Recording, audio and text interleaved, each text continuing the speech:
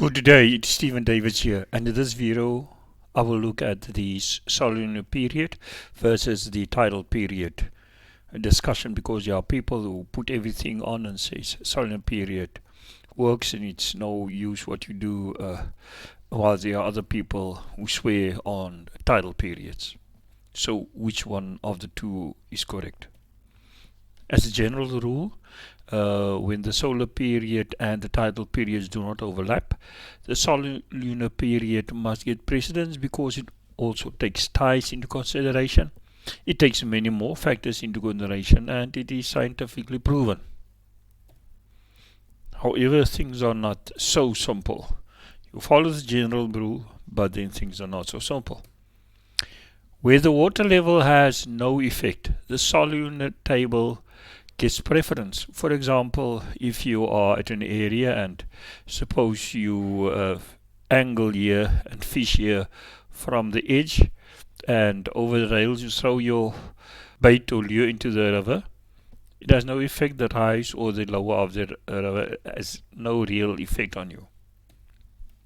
Or should you even go fishing and maybe you have a boat, if the rise and the fall has no real impact on you, because you have access to the water level down under.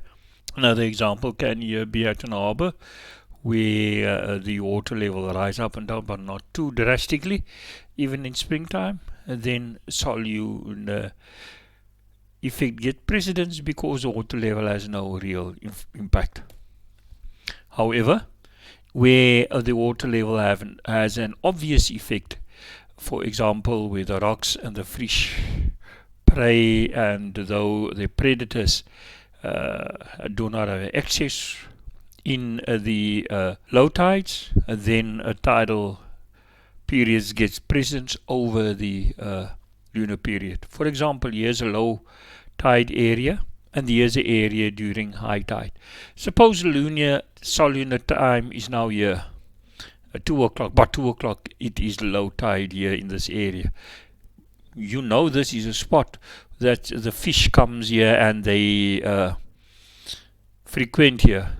So it's no use you go and say, but Solunar time says I must be there. Here is no water, is no fish. You must more wait.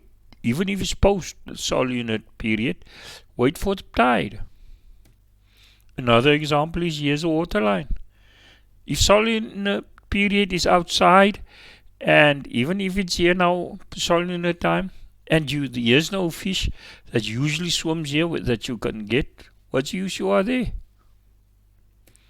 Another example, here's a feeding area, here's a tidal line above, here's feeding area.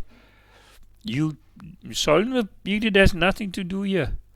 You wait here until such time where in this spot that you know of an example, it depends on the feeding here, you wait till it rises. Solunar period is not a thing in itself, it's a guide.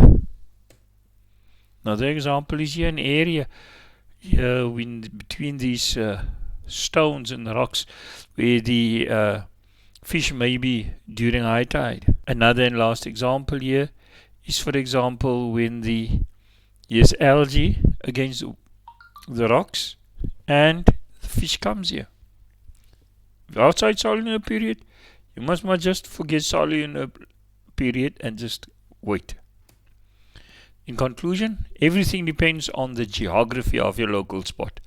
Remember, Solunar period is one aid that you must look into and one element within the totality of the things that impact on your fishing. Thank you very much for watching this video. We love constructive comments and criticism. Please like, share and subscribe.